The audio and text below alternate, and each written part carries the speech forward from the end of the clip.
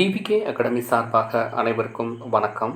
நம்ம இன்றைக்கி இந்த வீடியோவில் நான் பார்க்க போகிறோம் அப்படின்னா Indian Institute of Technology Madras, IIT Madras அப்படின்னு சொல்லுவாங்க.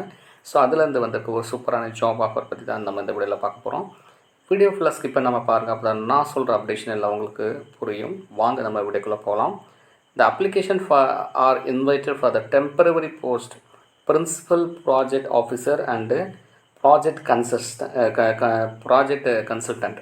ஸோ இதுக்கான வேக்கன்சிஸ் தான் பார்த்திங்கன்னா இப்போ ஐஐடியுடைய அஃபிஷியல் வெப்சைட்டில் அனௌன்ஸ் பண்ணியிருக்காங்க.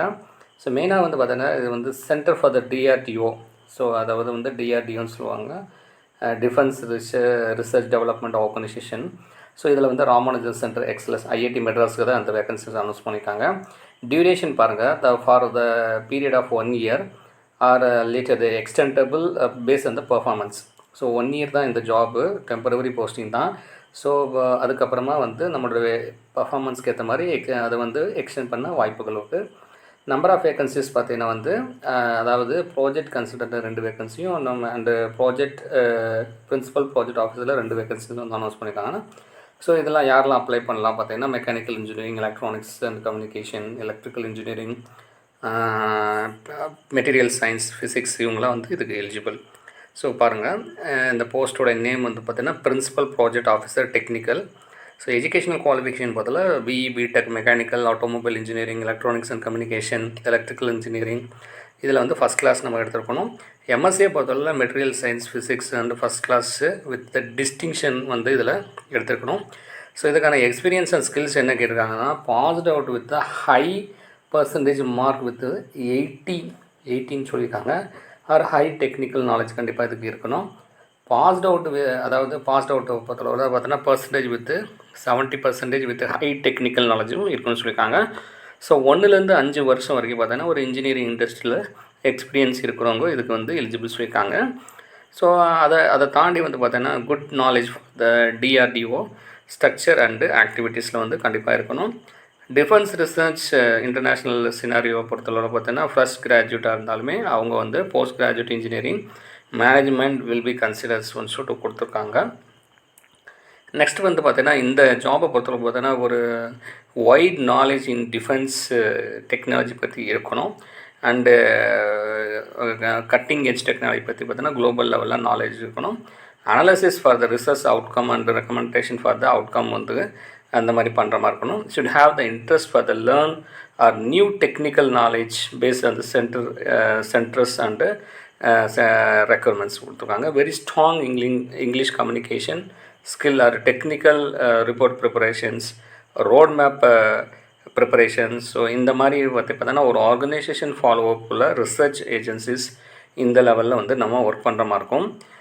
மெயினாக பார்த்தீங்கன்னா coordinating administration and materials management activities, knowledge of necessary software tool of report and generation பண்ணுறதுக்கு பர்டிகுலர் நாலேஜ் இருக்கணும்.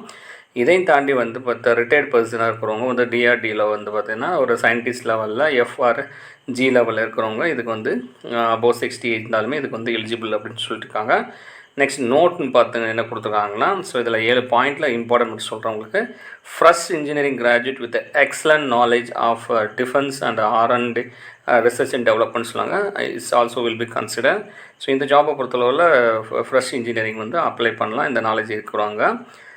நெக்ஸ்ட் என்ன கொடுத்துருக்காங்கன்னா, 2 ஆர் அதாவது நீங்கள் இந்த ஜாபுக்கு அப்ளை பண்ணும் போது பார்த்தீங்கன்னா, so who are having the higher qualification or additional qualification so will be order advantages அப்படின்னு சொல்லியிருக்காங்க.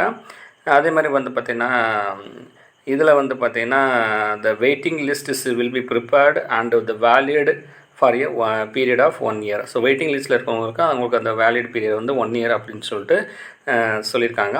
இந்த ஜாபை பொறுத்தளவு நீங்கள் செப்பரேட்டாக ஒவ்வொரு இதுக்குமே நீங்கள் அப்ளை பண்ணுற மாதிரி இருக்கும். ஏஜ் லிமிட்டை பொறுத்தளவில் நாட் அபோவ் 60 years மேலே போயிடக்கூடாதுன்னு சொல்லிட்டு சொல்லியிருக்காங்க. இதற்கான லாஸ்ட் டேட் எப்போ அப்படின்னா 6/2/2024 நம்ம இந்த ஆன்லைன் அப்ளிகேஷன் நம்ம க்ளோஸ் பண்ணுற மாதிரி இருக்கும். ஸோ ஜென்ரல் இன்ஸ்ட்ரக்ஷன் நிறையா கொடுத்துருக்காங்க. ஸோ இதில் நீங்கள் தெளிவாக படித்து பார்த்துக்கோங்க டைமில் நல்லா. ஸோ இதில் ஒன்று நான் உங்களுக்கு எக்ஸ்பிளேஷன் பண்ணிடுறேன். So separate application has to be filled for the each post அப்படின்னு சொல்லியிருக்காங்க. கண்டிப்பாக செப்பரேட் அப்ளிகேஷன் நம்ம அனுப்புகிற மாதிரி இருக்கும். அதே மாதிரி பார்த்தோன்னா candidate should follow the prescribed procedure submission of online applications. So இது எல்லாமே தெளிவாக படித்து பார்த்துக்கோங்க. ஆன்லைனில் என்னென்ன கேட்டிருக்காங்க அப்படிங்கிறத நம்ம வந்து இன்ஸ்ட்ரக்ஷன்ஸ் நிறையா கொடுத்துருக்காங்க. ஸோ அதில் டைம் இல்லைனால ரீட் பண்ண முடியாது. நான் இந்த இதை வந்து உங்களுக்கு டிஸ்கிரிப்ஷனில் நான் தரேன். நீங்கள் டவுன்லோட் பண்ணி பொறுமையாக படித்து பார்த்து நீங்கள் இந்த ஜாபுக்கு தகுதியானவர்களா என்று பார்த்து நீங்கள் வந்து இந்த ஜாபுக்கு வந்து அப்ளை பண்ணிக்கலாம். ஸோ இது சம்மந்தமாக உங்களுக்கு ஏதாவது டவுட்ஸ் இருந்ததுன்னா நீங்கள் எனக்கு கமெண்ட் பாக்ஸில் வந்து கமெண்ட் பண்ணலாம்.